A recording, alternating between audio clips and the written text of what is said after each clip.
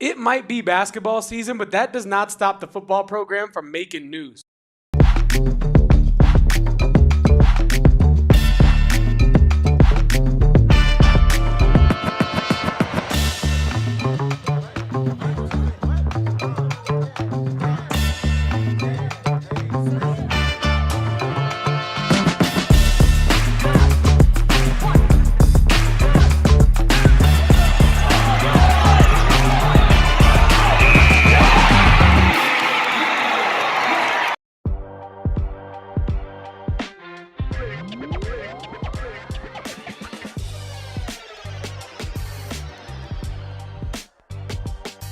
Welcome on into the AZ Wildcats podcast, live from Studio K, presented by Circle K. I am your host, Damon Fairall. That's my co-host, Kevin Thomas. We are the AZ Wildcats pod. We're live from PHNX HQ3 in downtown Phoenix, and we can't wait to talk to you guys about all the news and notes surrounding Arizona athletics on this fine Friday morning. We got the weekend just ahead of us, Arizona's matchup with West Virginia on the horizon, just a mere hours away, Kevin, now that, it's past noon. We're, roughly 22 hours from Arizona's tip-off versus West Virginia. We're going to get into that, preview that game. We're also going to talk about Arizona football's schedule release with our good friend Justin Spears, who was kind enough to join the show today on a Friday, a football Friday, if you will, Kevin. But how we living today, right before we get Justin on in here, how are we feeling about this West Virginia game just about a day out?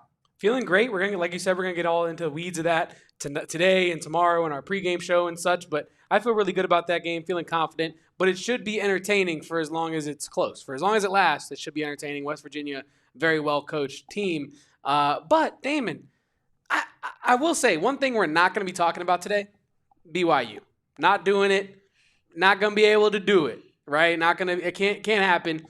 People on Twitter were already getting at Saul and Corey yesterday for doing the BYU preview on their episode of McHale Madness last night. But, folks, they don't have an episode of McHale Madness between now and the BYU game. They had to get that out the way. You want them to talk about Ross Hodge for an hour and not AJ Dybantsa? Come on. With all due respect to West Virginia, the boys last night had to preview and get that out the way. So if you do want a little bit of BYU talk, head over to last night's episode of McHale Madness to get that fix for you. But today we're talking West Virginia and we're talking you guys, football. Kevin? How could you talk about something that's going to happen before or prior to your next podcast? It makes me absolutely sick that you'd be looking ahead on the schedule like that. But I don't think the Arizona Wildcats are doing that. I don't think Tommy Lloyd's doing that. I think they're going to take a West Virginia team that has a winning record in this conference very seriously. But we don't want to keep our guy waiting too much longer. We got Justin Spears in the green room. Let's get him on in here. Justin, of course, great work being done. Tucson.com for the Arizona Daily Star, covering, as the beat reporter for Arizona football, as well as Spears and Ali every weekday morning from 7 to 9 a.m. How are we doing, Justin? And how are we feeling after this big schedule release earlier this week? Yeah, well, first and foremost, enjoying the basketball talk. I'm excited for this game coming up against West Virginia. Excited to see what those guys can do. I think Arizona's going to clobber West Virginia in the paint. Looking at their numbers as far as like rebounding goes, like Arizona should out-rebound these guys by like 20 or 30 rebounds. So I think Arizona will have another dominant victory on Saturday, and then it should be one fun game against BYU. But yeah, football season is still happening right now, even though it is the off season. There's still, a lot of things happening in the offseason. You got the transfer portal, Arizona bringing over 20 guys in. Also, bringing in some early enrollees for spring practices as well. So, a lot of new faces coming in for Arizona football. And then, earlier this week, we saw that the Big 12, they went ahead and dropped the, official dates for the Big 12 schedule. And I got to say, I'm intrigued by a lot of these games. I'm sure, if you guys want to go game by game, or if there's anything that jumps out to you, I'm more than happy to answer it. But I like this schedule for Arizona. Now, I mean, we truly don't know, just how good these teams are on the upcoming schedule, right? We still need to see, how these teams look in fall training camp and spring ball and whatnot. But, I think Arizona fans, you have to be feeling pretty good about next season, because you got QB1 coming back in Noah Fafita, who's the greatest quarterback in program history. They bring back a ton of returners.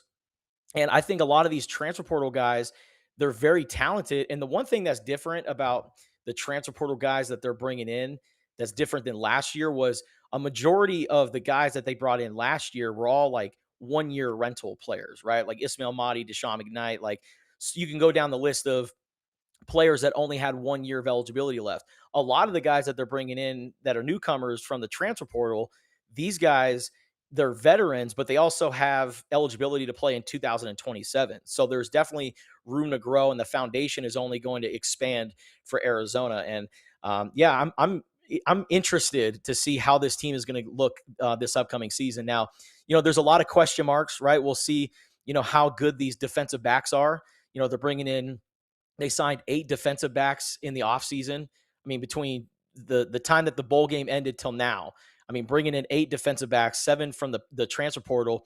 And we had Danny Gonzalez on Spears and Ali earlier this week. And Arizona's defensive coordinator said, the one thing that they were looking for when they were bringing in defensive backs was not only players with experience, but players playing multiple positions in the secondary. Because if you guys remember in the Holiday Bowl, Danny Gonzalez was shifting some guys around. I mean, he had Javion Cole playing safety, and they had 4 cornerbacks out there. And so when they were looking at, players to bring in to bolster that secondary, and they really needed guys to play in the secondary, they were looking at guys that could play safety, that could play slot corner, that could play boundary corner. They were looking for some versatility, and they certainly got it. And like I said, bringing back Noah Fafita, having a good nucleus of players coming back, coupled with this transfer portal group, I think Arizona's in pretty good shape for 2026.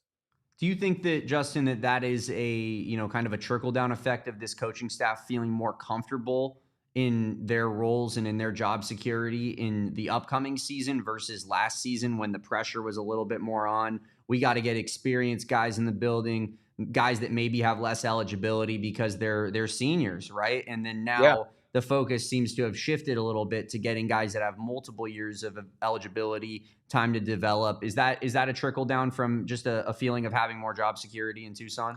Totally. And I think that, last year, Brent Brennan was, I wouldn't say he was in panic mode, but they were in a situation where, hey, things went south really fast. And I mean, in Arizona fans, they were very just sour about the way that year one went for Brent Brennan. And he'll be the first one to tell you, like, I mean, he said it in his last press conference of that season, like, it was absolute misery.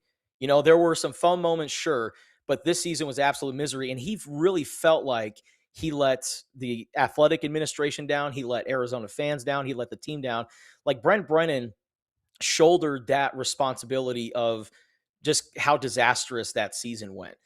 And then I think, Brent Brennan along the way really had an honest a time for really like honest reflection and, becoming aware of the situation and how can he fix it. And I think that, Brent Brennan, willing to say, I got to get better people around me. If I'm going to be here for the long haul, I need to get some better coaches around me. And for him, to make those moves with guys that have been coaching alongside him going back to his San Jose State days, for him to make those decisions and bring in a Seth Dagey, right, and let go of Dino Babers and Matt Adkins, bringing in a new tight ends coach, letting go of Joe Ciamalu, and then bringing in a guy like Joe Salavea, right, who's one of the most renowned defensive line coaches in college football right now. And then, moving Danny Gonzalez over to defensive coordinator, like the moves that Brent Brennan had to make this offseason, the moves that he did to move the coordinators in the right places, making sure that he kept the players that were really the nucleus over the last several years of their success with like guys like Genesis Smith and Traden Stukes and Dalton Johnson, Noah Fafita, et cetera. I think getting everybody at the right seat at the table, it created this kind of like this perfect storm for this past season. And that's why you really saw a significant turnaround. And I think the fact that Brent Brennan was aware and wasn't stubborn and realized, hey, I got to make some changes. And then going into the portal and getting players from multiple levels. I mean, we're talking about FCS, Group of Five, players that were at Power Four conferences, but just weren't getting enough shine because they were, constantly buried on the depth chart, right? Guys like Tristan Bounds. They got this perfect blend of players that came in and really bought in what Brent Brennan was trying to build at Arizona. And so I think the eye for talent. Now, scouting department, has a big hand in that. Guys like Crowley and Fletcher Kelly, guys who are at Arkansas.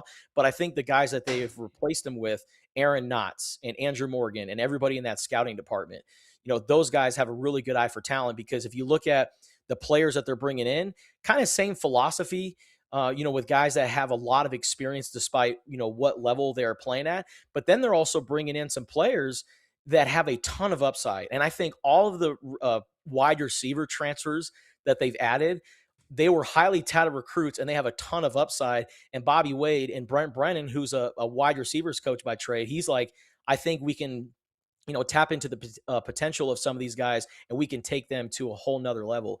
And so I like this transfer portal class. And I think the security of Brent Brennan and what he's building, the culture is right there. And if you look at any player that has played for Brent Brennan, they will tell you that, they didn't have a miserable time.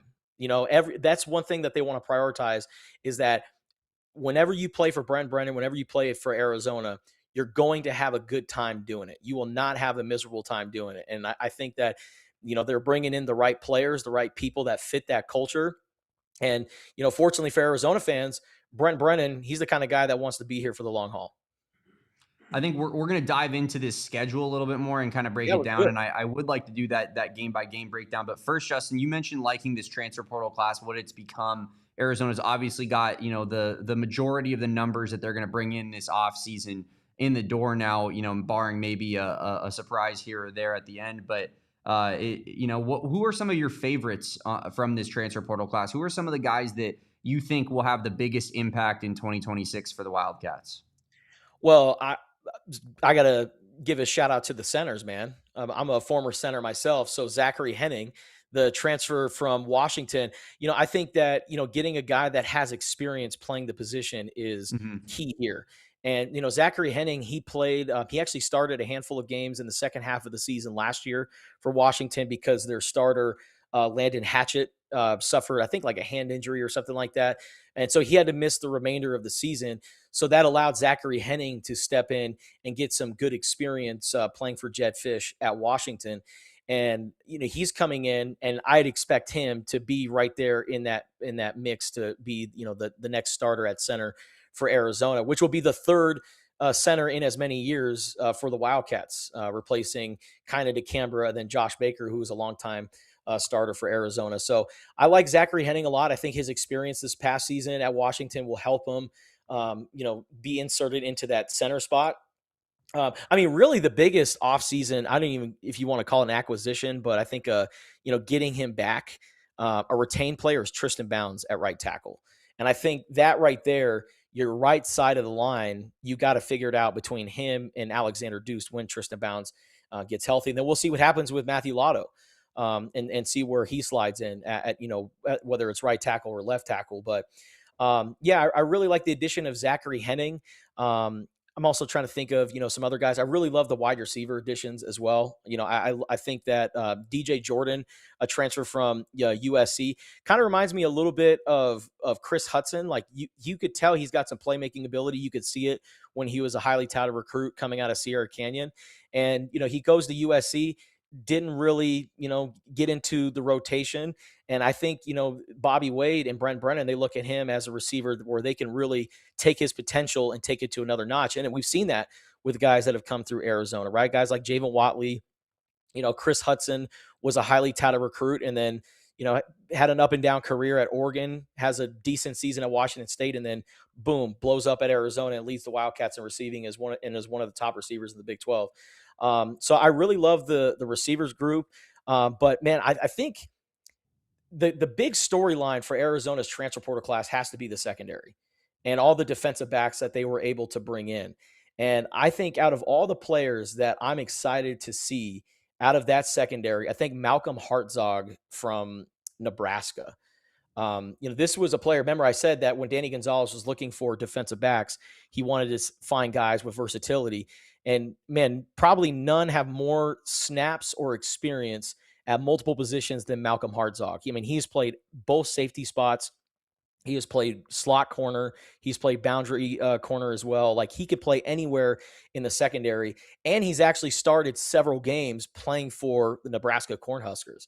And so I think, working with Brett Arcee, I think working with, Danny Gonzalez is also a safeties coach. He's coached that position for many years. So he's going to have an influence on his development.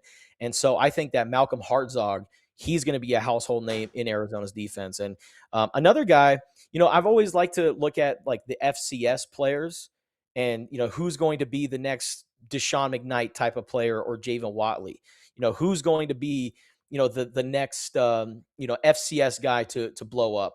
And, I think there's a handful of guys.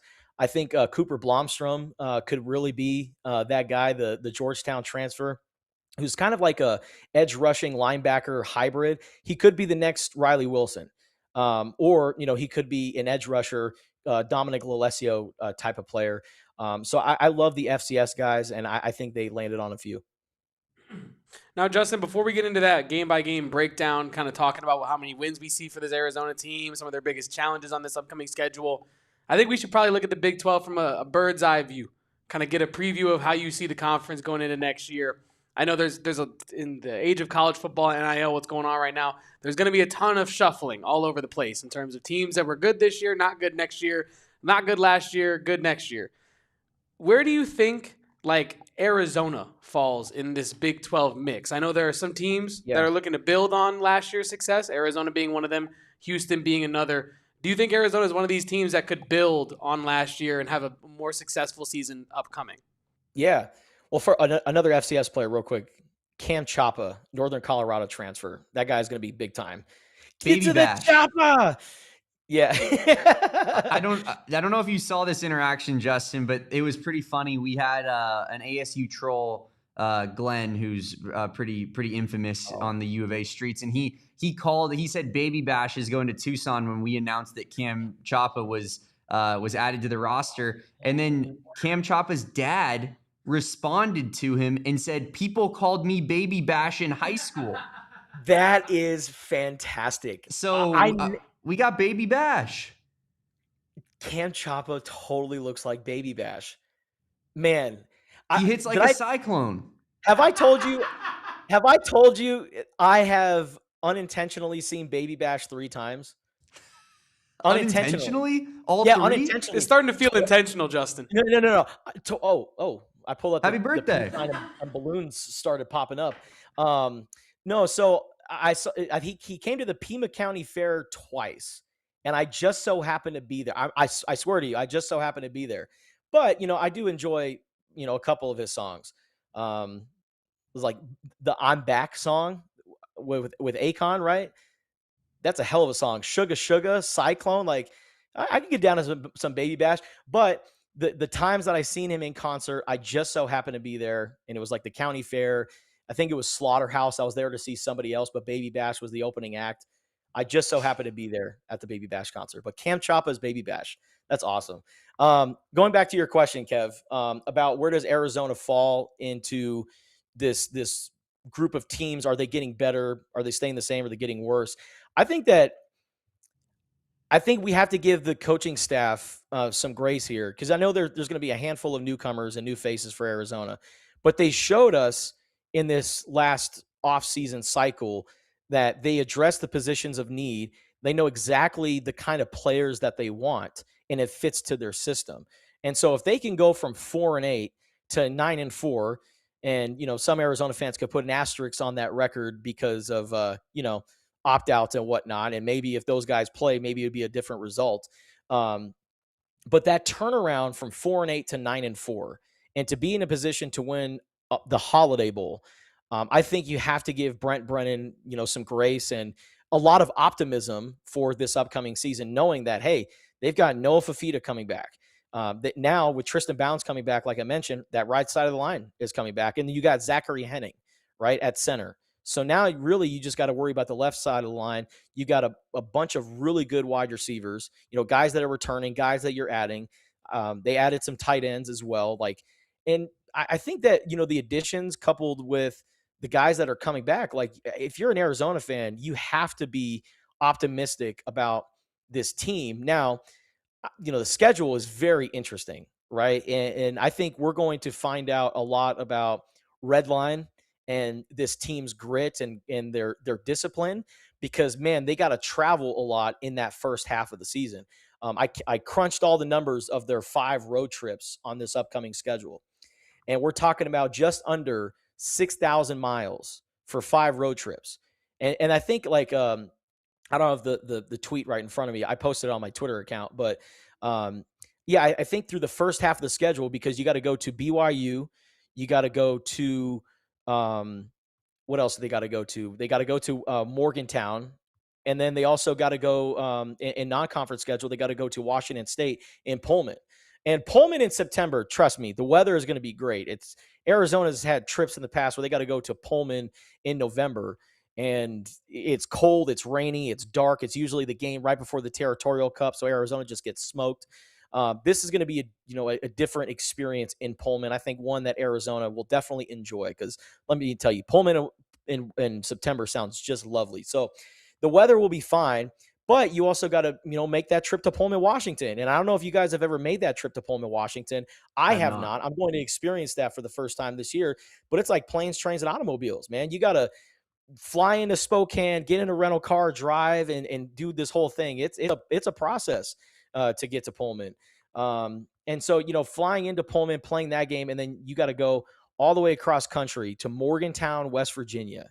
I mean, we're talking about 4,200 miles logged just in the first half of the season of plane trips. So I think, playing on the road, playing in these different environments, playing across the country, how they handle the first half of the season, if they can get through that, which I think they will, I think that second half of the season will be a lot of fun for Arizona fans, because, hey, 3 home games in the month of November in Tucson, Arizona. Sign me up for that. That's going to be beautiful weather outside, no doubt about it. And the vibes will hopefully be immaculate. Hopefully we get a few more butts in seats, too, in the upcoming season after a really solid year for Arizona last year. But I guess what I'll say, up here as in regards to expectations, and, I think that Arizona absolutely, to answer Kevin's question that he just asked you, Justin, because I need to give my thoughts on the matter. But it's, I think that this team, like, you look at this program, sustainability has been scarce. Like being stable and having consistent 9-win, 10-win, 8-win type seasons has been very, very difficult to do. For me, like, if they can get 8 wins or more, I think that's a massive success for Arizona football and sign of stability under Brent Brennan. And I know I see a lot of people being like, yeah, it's Noah Fafita's last year, and we had such a good year last year. They want to do better. And I think that that's absolutely fair. I want to do better. But I think from a perspective standpoint of just where this football program is at, for me, that threshold is 8 wins. 8 wins, successful season. Anything more than that, gravy on top. Anything less than that, I'm probably going to be left a little bit disappointed with, kind of scraping by a bowl game in Noah Fafita's last year. But why don't we dive into this schedule a little bit more, as Justin kind of loosely outlined some of the travel difficulties in the early portion of the year. You start off in your non-conference 3 in your first 4 games here. You go NAU at home. You get BYU in Provo in game 2 to start off conference play. Then you go Northern Illinois at home, a team that I will caution people did beat Notre Dame just a season ago or 2 seasons ago, depending on how you look on it now. A Notre Dame team that went to the national championship got beat by Northern Illinois. So you have to be a little bit weary, I think, in that regard. And then you finish it out with that trip to Pullman against a former Pac-12 opponent. How do you kind of envision the first 4 games go in that month of September, Justin? Yeah, well, the Washington State series was added as a home and home series, so the Cougars will come down to Tucson tomorrow, and Justin Gagey. Sorry, somebody said I look like Justin Gagey. Oh man, that's amazing. What a compliment. Thank you so much. I appreciate it. Gaethje's winning, by the way. Is he though? Yes. The pride of Safford, man. True Stouts blue is gonna collar get guy. knocked out. Down to Safford. But anyways, so wait, what were we talking about again? The first 4 non-conference games, Mr. The first 4 non-conference games. So the first 4 non-conference games, I think that the Washington State series was added because the BYU series was scheduled back then, before they were in the Big 12. And so they put in the Washington State series to replace the BYU series, but then it opened up a slot in week 2. And so Arizona was in a spot where they're like, we got to add a conference opponent. So BYU worked with Arizona, and they were able to get something on the schedule to open up Big 12 play week 2. So you're opening up conference play, the second game of the season, and they're not playing week 0, so they're starting later on September 5th. And then week 2, you got to go on the road to Provo and play against BYU. That's returning a lot of players. You got Kalani Sitake back in the house. Like, BYU is going to be one of the best teams in the Big 12, and Arizona's got to play those guys week 2. Like, man, it's going to be a big test for Arizona. And if they come out and they fight, and good news is, it's only the first game of the season. And I would imagine that Arizona is probably not going to show all the tricks in that first game. So I think Arizona in that second game against BYU, that's where you're going to see Danny Gonzalez look like a mad scientist and just throw just the craziest stuff at BYU. And they're trying to, get back from their double overtime loss to the Cougars this past season in Tucson. And so that's going to be a really tough game. But, I think how that team handles that second game of the season, it'll be very interesting. And then coming back and playing against Northern Illinois, like you said, look out for the Huskies, man. They're, trying to come in, trying to make their season by beating the Wildcats in Tucson. It's a Mountain West opponent, Justin. It's a Mountain West opponent in the Northern Illinois Huskies. Yeah, that's what I think about when I think of the Mountain West is Northern Illinois, for sure. Absolutely. Very west and mountainous Northern Illinois is.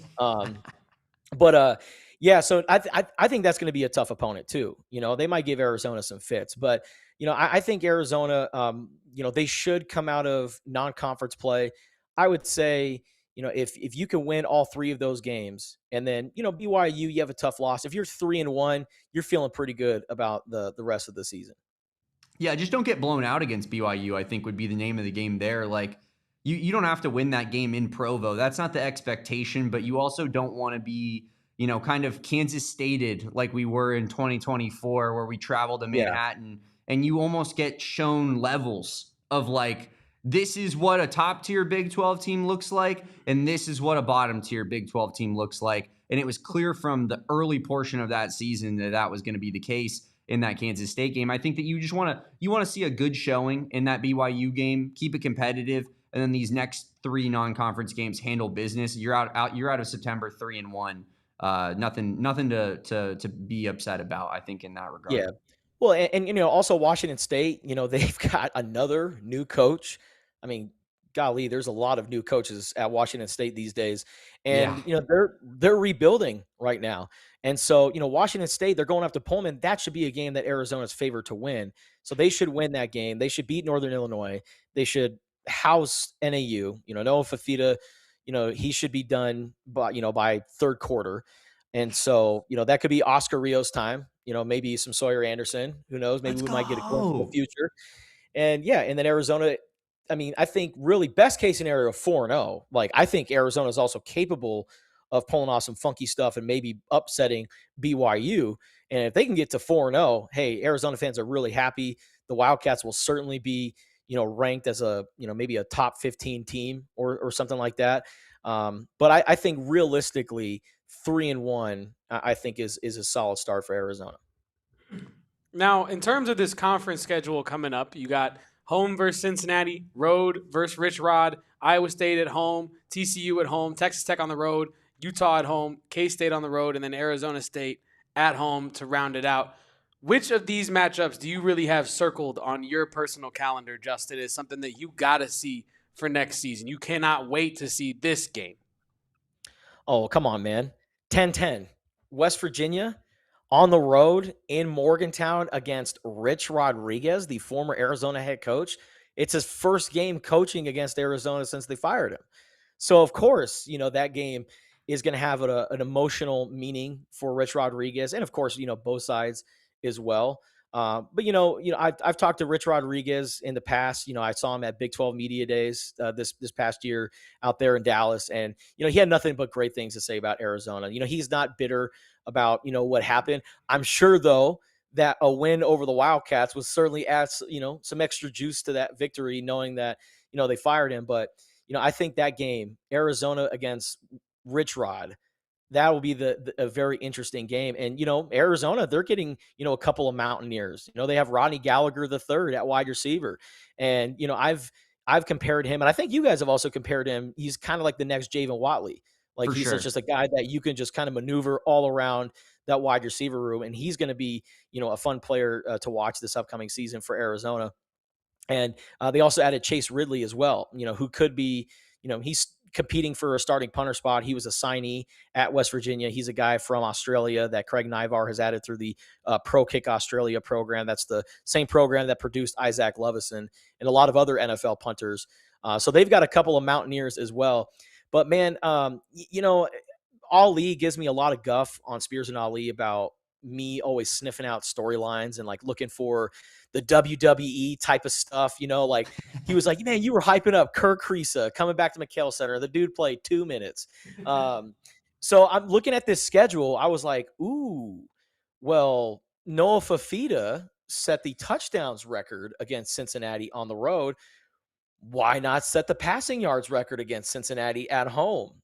Against, Bearcats in Tucson, like Cincinnati would hate Noah Fafita because he's always setting records against their team. But Colorado Khalil Tate status for Noah Fafita in Cincinnati there, Justin. Exactly.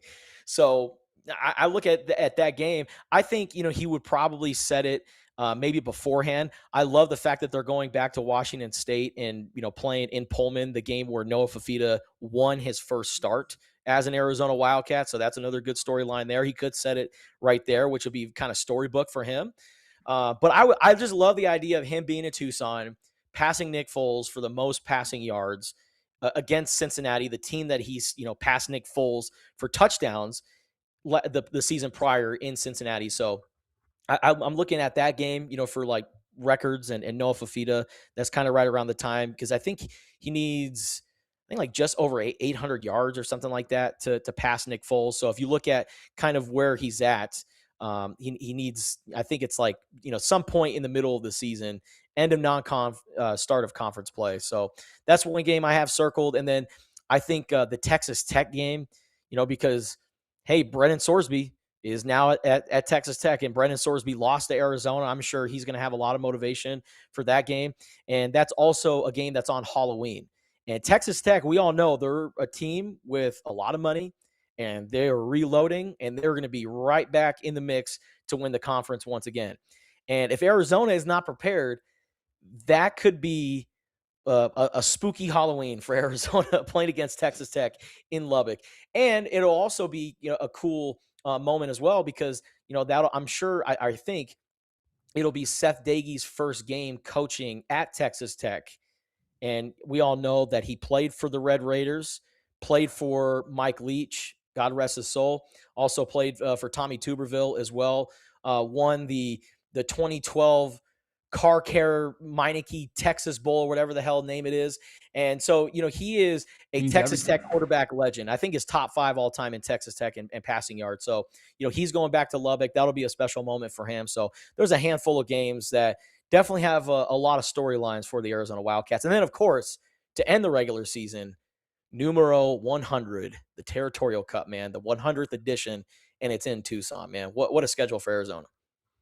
Damon, and we get to own Kenny too if we win that one. Sorry to cut you off there. No, you're good. I was going to pitch it right back to you. Just ISO ball with Damon. I was going to say, Damon, what are some of your marquee matchups? Because I know that you are a guy.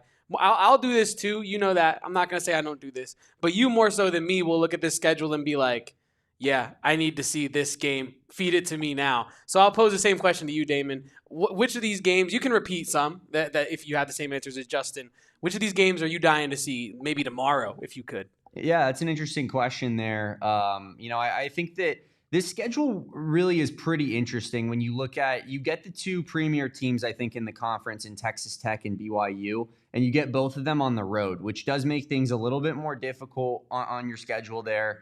Because I think if you wanted to kind of elevate from that 9-win team to a team that's going to be in the conference championship game, you almost have to beat one of those teams, or you have to have some luck go your way and you lose both those games, but you win every other game on your schedule. So that's, I think that it almost lines up where Arizona has very little room for error on this schedule, but For me, I think the season will be broken or made by the kind of middle part of that schedule once conference play starts.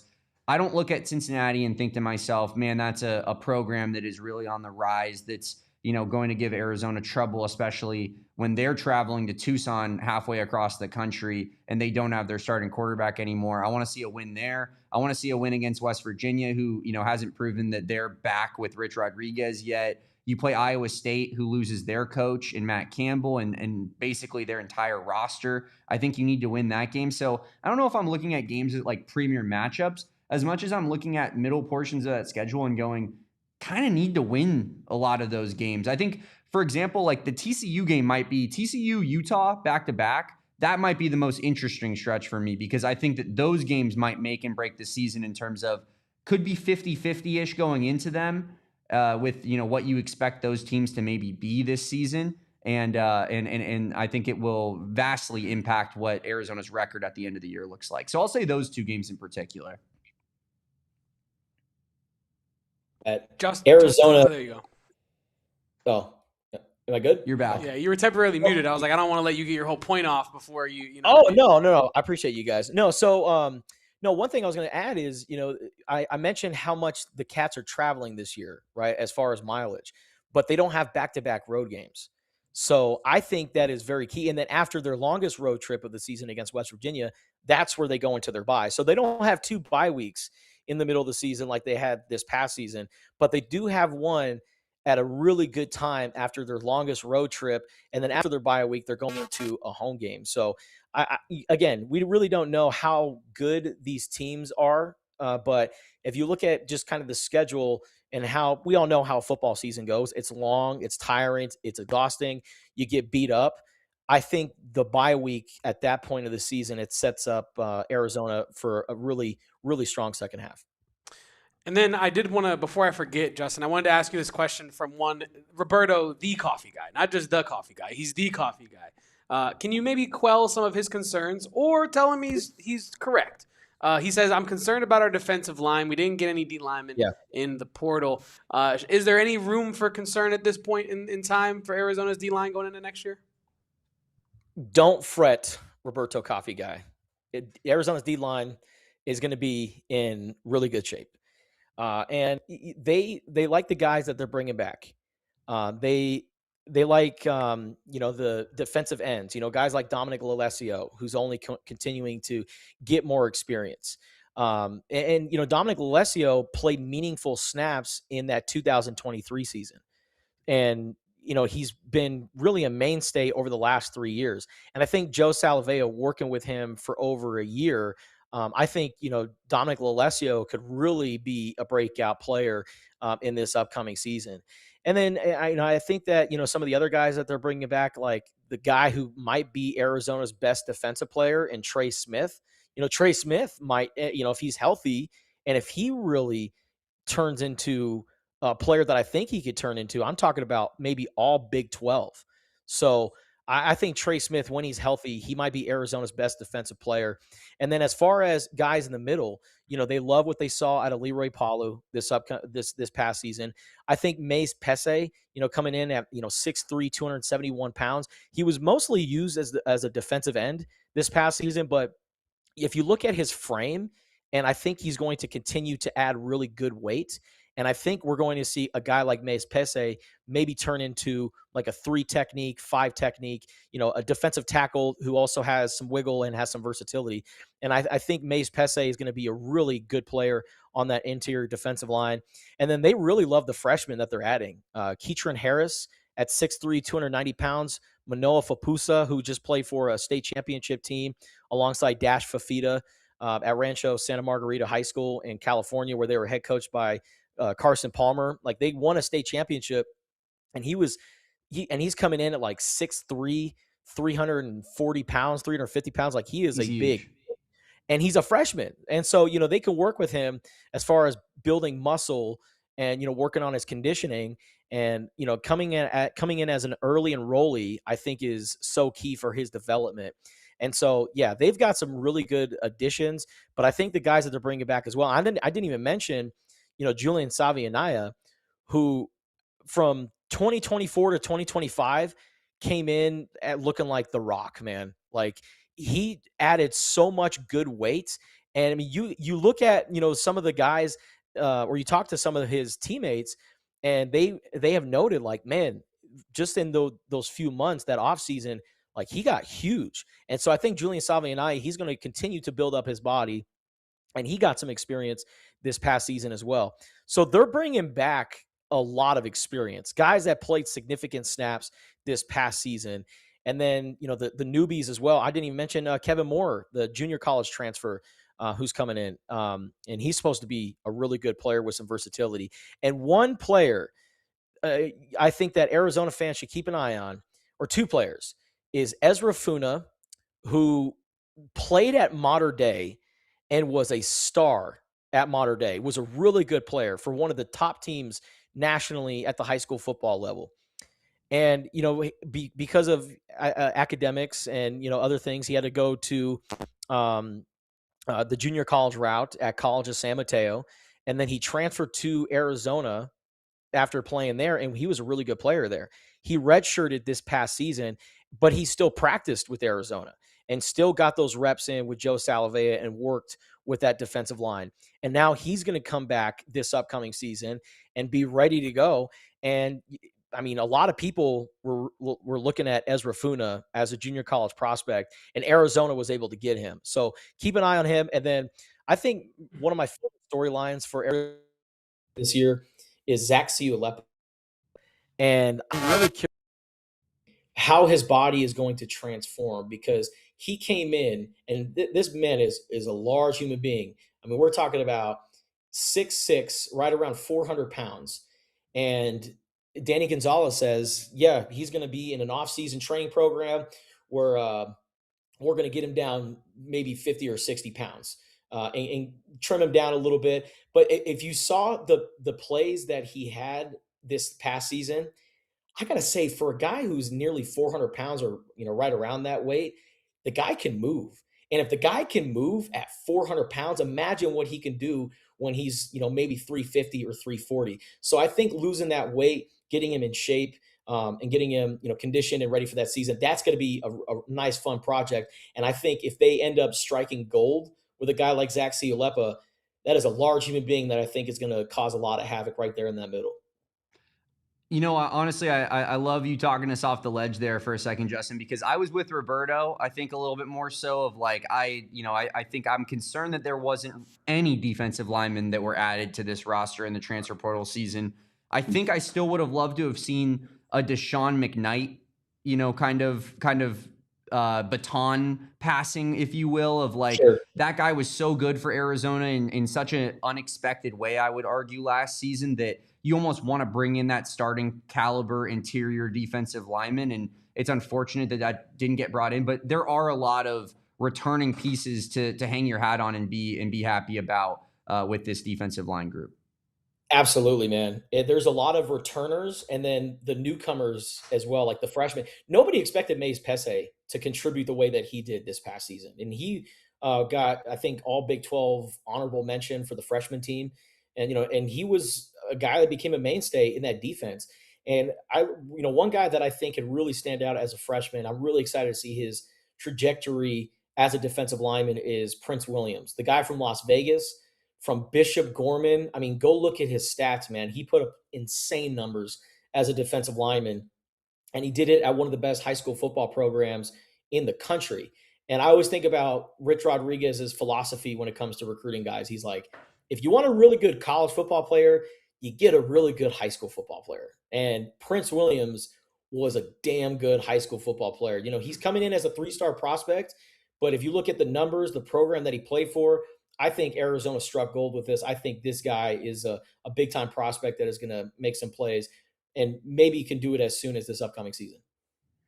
Definitely some things to be excited about when it comes to Arizona football. We appreciate our guy Justin Spears hopping on today, going through this schedule with us, and of course just giving some clarity to certain situations in and around Arizona football. No one knows Arizona football better than our guy Justin Spears. You can follow him at Justin Esports on Twitter. You can follow, of course, his written work for Tucson.com at the Arizona Daily Star, and Spears and Ollie every weekday morning from 7 to 9 a.m. with our guy, Ollie Farhang. We appreciate you, Justin. We'll look forward to talking to you next week.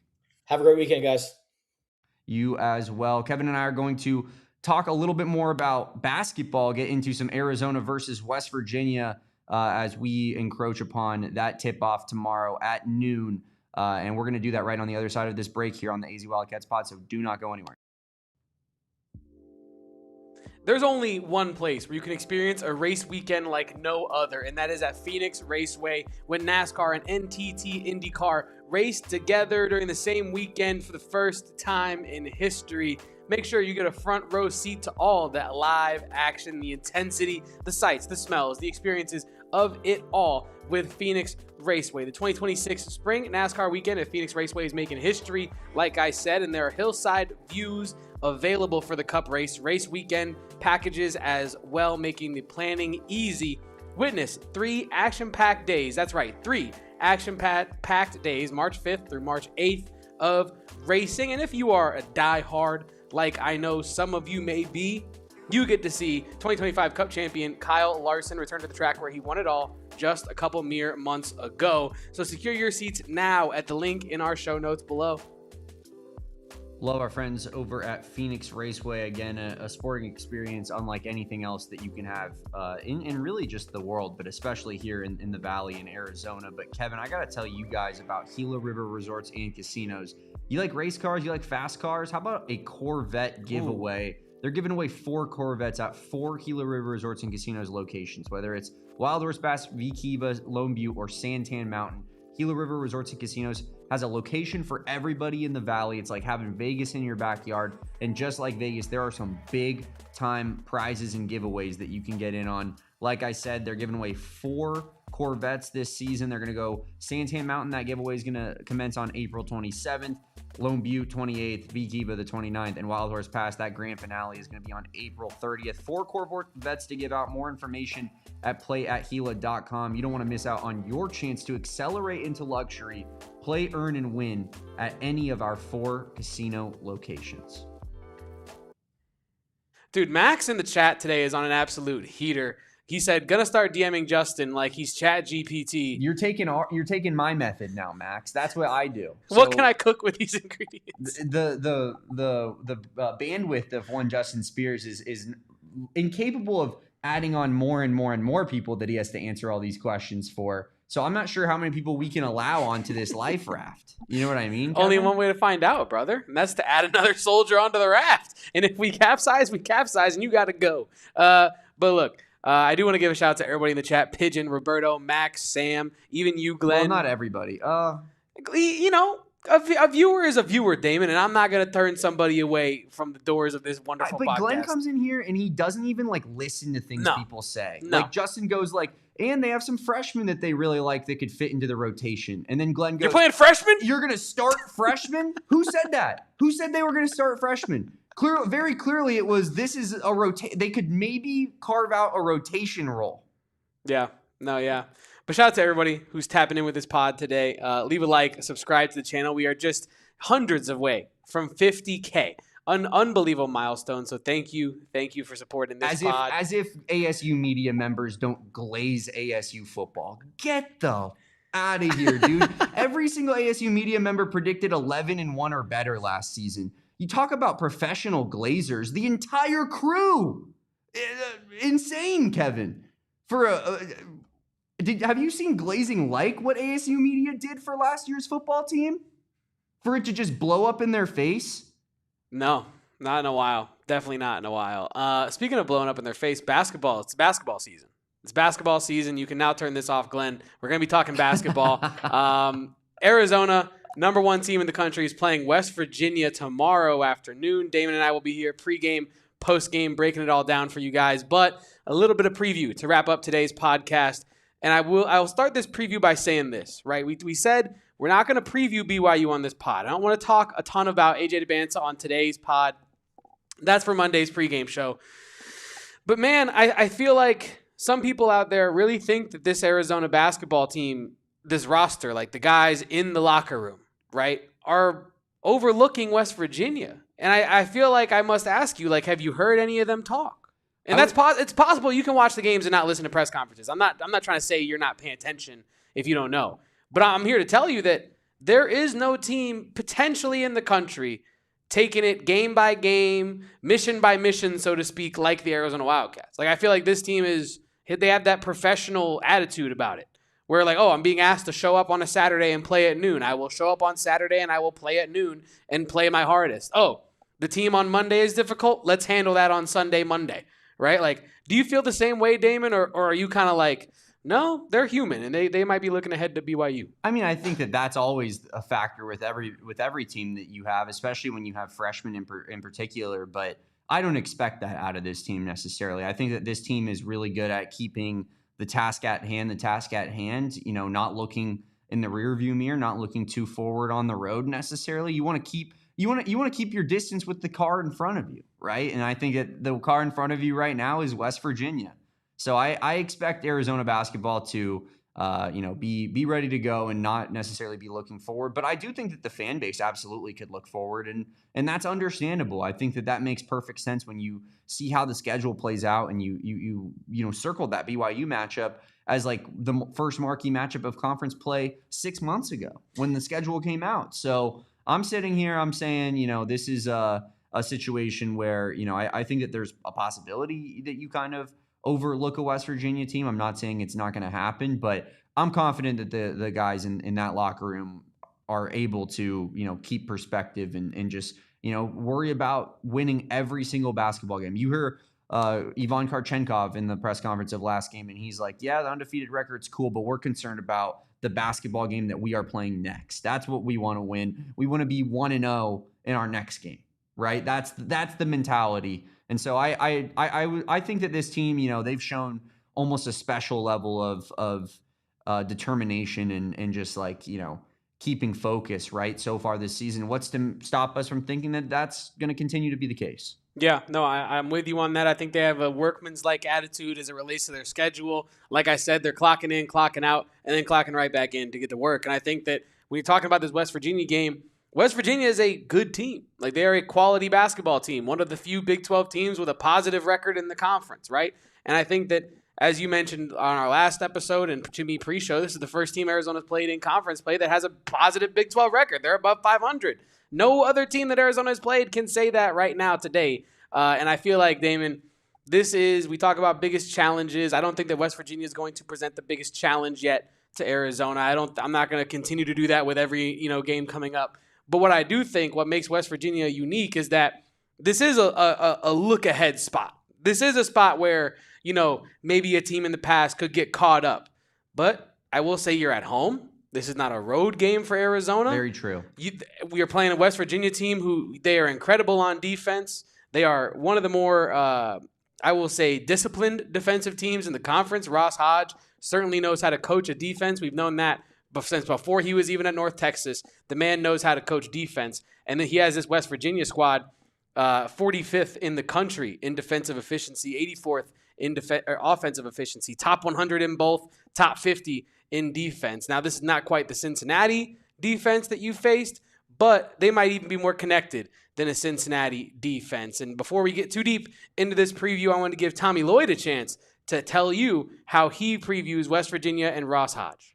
Ross is a really good coach. Ross is one of these guys who's been around, in the game, for a long time. He's a JUCO coach in Texas. And then, was Grant McCaslin's assistant at North Texas. And he and Grant had been together for a few years. And he's just one of these guys that knows how to win basketball games.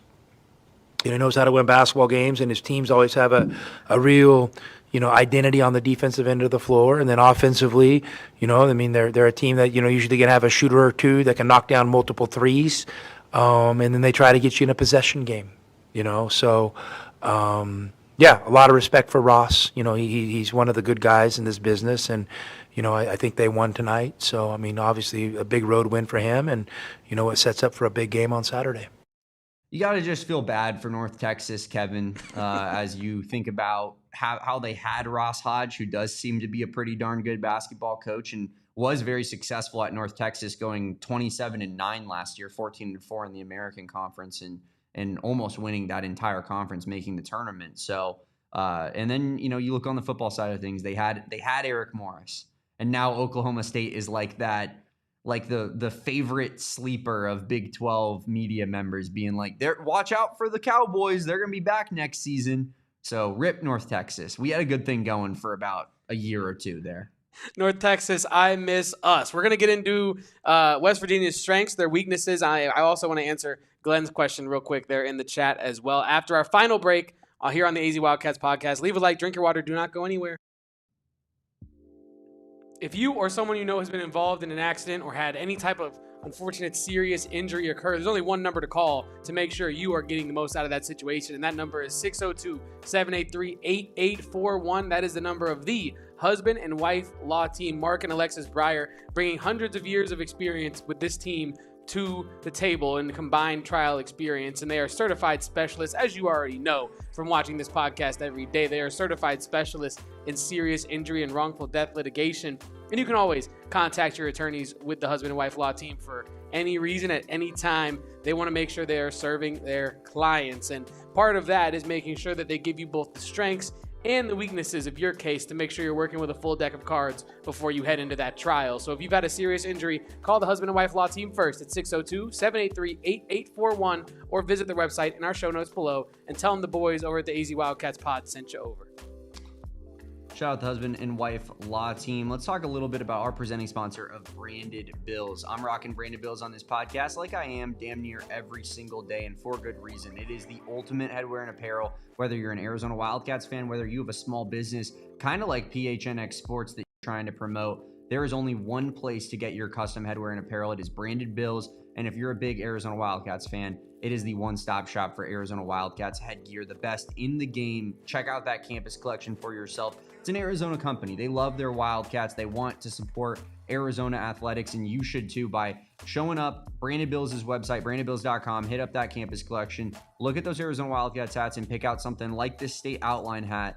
Pretty sweet, as you can see I'm wearing on my head today. brandedbills.com, BBPHNX. It's going to get you 15% off of your first order. Again, that is promo code BBPHNX for 15% off your first order over at brandedbills.com. Welcome on back to the AZ Wildcats podcast, ad-free the rest of the way. Hope you enjoyed Justin Spears earlier, and now we're talking a little bit of West Virginia basketball. And Damon, I think this game is going to be pretty fun from an Arizona perspective, because I think what I love about West Virginia is that they do play really good defense, but they also have players that can shoot it, right? We're talking about Trayson Eaglestaff and Honor Huff, really the main two snipers as I see it. Mm-hmm. But before we get to those, getting a little bit ahead of my skis, what do they do well? West Virginia, an incredible two-point defense team. Now, obviously, it's a Ross Hodge team. They are good across the board defensively, but specifically from within the arc, they are locked down. Opponents shoot from an average of 7.1 feet on their two-point shots when they play West Virginia. That is tied for the 13th most or largest distance range by an opponent, according to KenPom. They force you into really tough twos and really ugly threes. That is just something that West Virginia is going to do. And as we're talking about Arizona dominating the paint, dominating with size and physicality, as small as this West Virginia team might be, we're going to get to that in a second too, it's going to be tough for Arizona to get into the paint, get 2 feet, get a good look, because West Virginia is uniquely built to stop that. And also, experience. According to KenPom, as you look at the levels of continuity, they have a 0.0%. Nobody was playing for West Virginia last year. Tied with UCF. But if you look at their D1 experience, they are third in the nation, Damon, with 2.78 years on average of D1 experience. This is a team that knows how to play this level of basketball, despite being lower level transfers for the most part. They are a team of talented players. Last but not least, identity. I think you see a lot of talented teams in the Big 12. K-State actually, I feel like, is the perfect example of this. I still feel like K-State's a talented roster. I like Nate Johnson. I like PJ Haggerty. I like some of the other pieces that they have on that team, but they don't have any idea of who they are as a collective. They know who they are as individuals, but as a collective, it feels like they have no idea how to play together. They don't really want to play with one another. Like Jerome Tang is saying, I don't know how to get them to play together. That's on you, big dog. But I will say, like, yes, we're going to be at home during March.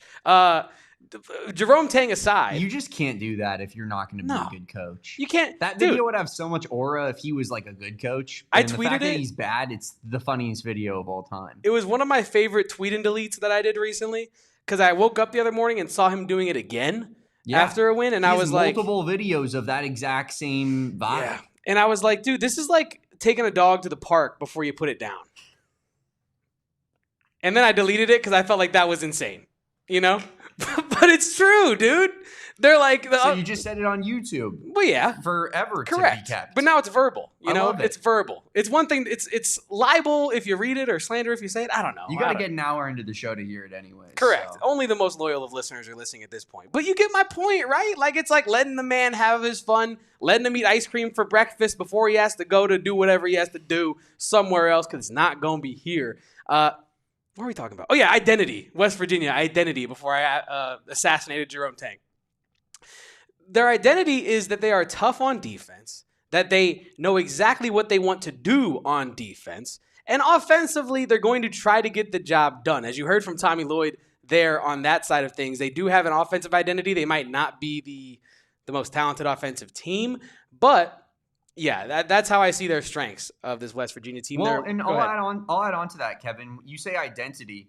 They are the what is this? The 7th slowest tempo team in the country when it comes to their offensive adjusted tempo. I mean, they are going to slow it down. They don't want to play, a transition game, and that. I think that goes into your identity as well. When you have that slow of a pace, it's almost like you are dictating the game pace for almost every opponent that you play, right? And so it'll be interesting of a mashup there with an Arizona team that does like to run out and transition a little bit. I mean, I think it's maybe a little slower of a team than we've become accustomed to seeing with Tommy Lloyd. We're 30th in pace right now, adjusted tempo. But that being said, this is a team that likes to play fast, likes to get a lot of shots up, and you're going to see a big yin and yang there in terms of tempo from West Virginia to Arizona.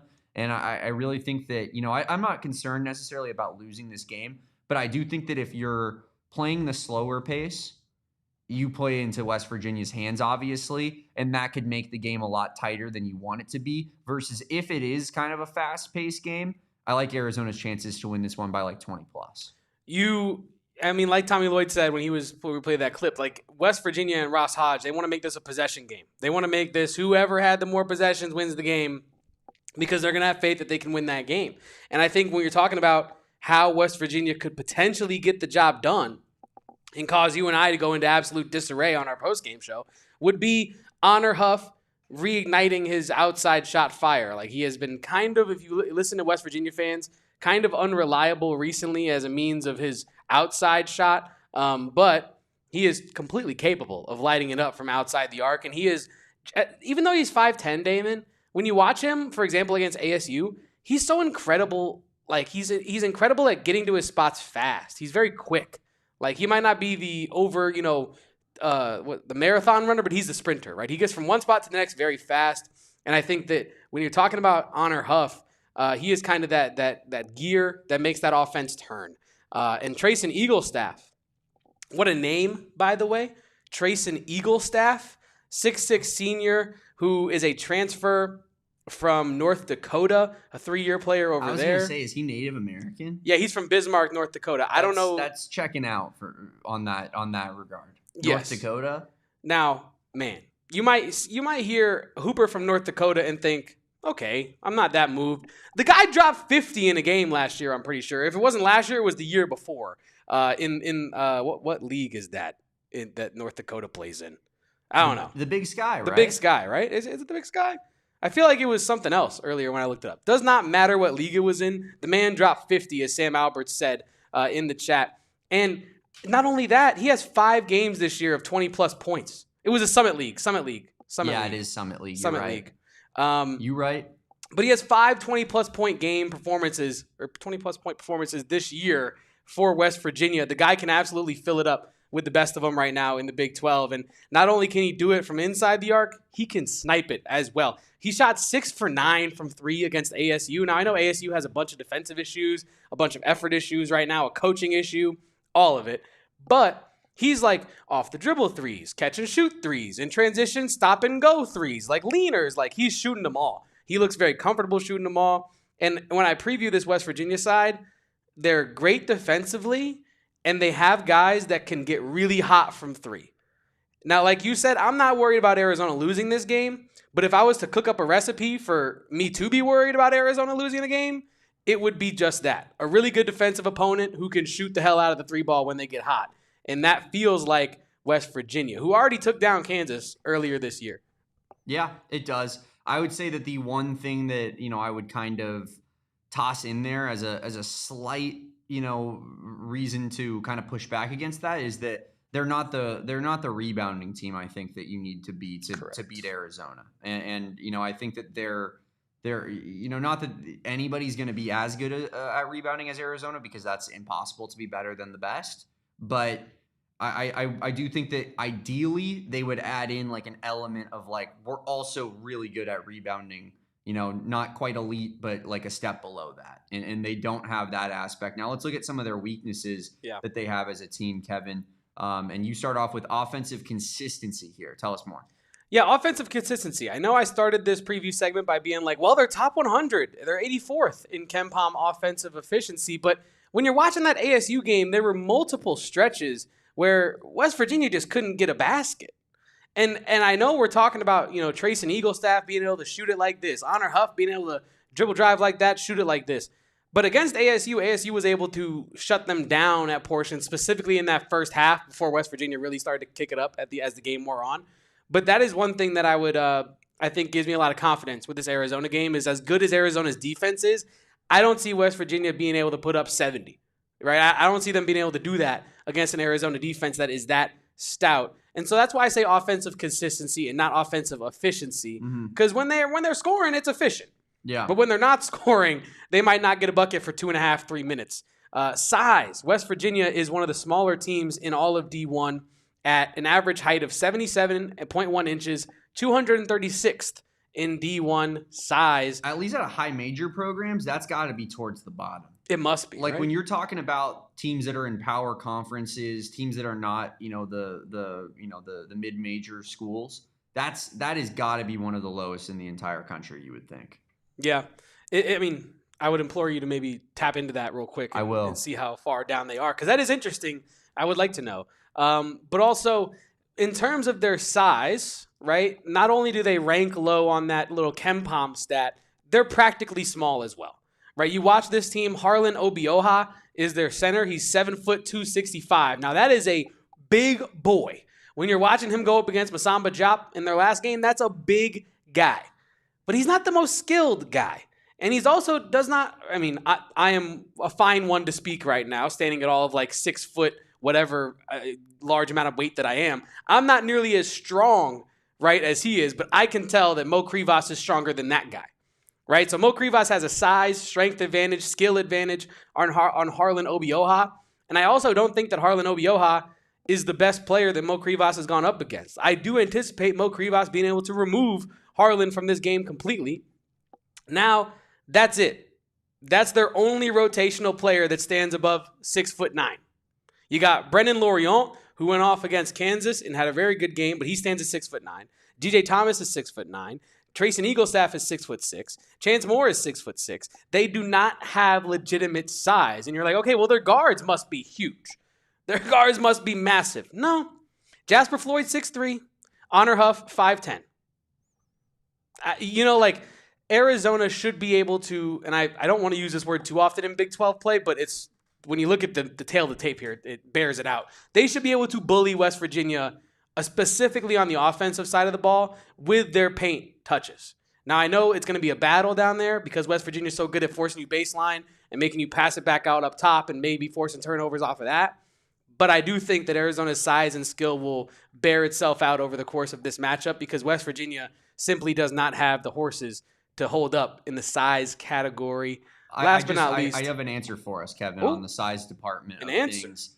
They, as far as I could tell, out of power programs, Power 5 programs, that's, Big East, Big 12, Big 10, SEC, ACC, they are the fourth smallest team out of that in the entire country. Wow. Do you want to take a stab at those other three? Who's smaller than them? Yeah, we got 2 teams in the Big 12 that are a part of that, Kevin. And I will say they will probably shock you. Is it? One opponent we've played already this year. Okay. One that we will play later on in the season. Give me Utah? No. Damn. Okay. Give me Texas Tech? Texas Tech is the 3rd smallest team in the country. That felt good. Isn't that shocking? It is. That was the one that absolutely shocked me because their power forward is JT Toppin. He's 6'10", 6'11". That is a big power forward for a college basketball team. I mean, you factor in Christian Anderson's not a big point guard. Like they do, obviously probably, take some off the top there in size and height. In some other positions, but that's a team that you wouldn't expect necessarily with how good they are to be that small. Yeah, no, that is true. And the only reason I guessed Texas Tech was because as I was kind of going through my Rolodex of Texas Tech players, I was like, guard, JT Toppin. Guard. I was like, I got nothing for like Watts, who's 6'6". I got nothing for like who's that real big on Texas Tech. I got nothing. So yeah, it would shock me if I just saw that on the list, but like as in the exercise you had me do, I was going through it and I was like, that kind of makes sense. Is it really Texas Tech? That's crazy. Last but not least, on the weaknesses side of things, free throw shooting. It was Maryland and TCU were the other 2 teams that were smaller. TCU is the smallest Division I team in the entire country. Power 5. Damn. Brock Harding, David Punch not getting it done in the size category. It's tough. Ken Palm. Yeah, tough interesting there. Yeah, it actually really was a little fun exercise there. Texas Tech, watch out. Watch out. That's all I'm going to say. Free throw shooting. This West Virginia squad, surprisingly, now their free throw attempt rate is not really that bad at 39.5. That is good for 90th in all of D1. But the issue with West Virginia is when they get to the line, they don't make them. They're 295th, Damon, in all of D1 in free throw percentage. 68.6. No, that wasn't just for Obioha, who also can't shoot it well. But that was for the whole team. They do not shoot free throws well. And one thing we know about Arizona is I feel like if you're gonna defeat them, if you're gonna take them down, you got to get to the free throw line, and you gotta slow the game down in that sense. Especially West Virginia, who already loves playing at such a slow tempo. I do think that would be beneficial of them to be able to shoot the free throw like that. But those are the weaknesses as I see it for West Virginia heading into tomorrow's game. Yeah, and that is our, maybe more overview breakdown of how we look at the West Virginia basketball team as we get you prepped for number 1 Arizona taking on West Virginia tomorrow at noon in Tucson. But Kevin and I are going to be live for a pregame show 30 minutes prior to tip-off at 11:30 tomorrow morning. So be there for that one. Turn the notifications on this channel so you know when we're going live. We're going 30 minutes prior to tip-off. We'll go pregame show, and then 10 minutes after that final buzzer, Kevin, Damon, Saul Bookman going live for a Arizona Wildcats post-game show on the AZ Wildcats podcast. Appreciate everybody for rocking with us on a Friday. Fun episode with our guy Justin Spears, talking a little bit of Arizona football schedule breakdown, getting into some quick preview for Arizona basketball taking on West Virginia. Of course, thank you to my guy Kevin Thomas. As always, you can follow Kevin at KevoPosts. You can follow me at Damon Dog, and you can follow us at PHNX_Wildcats on all social media except for TikTok, where we're at AZ Wildcats Pod.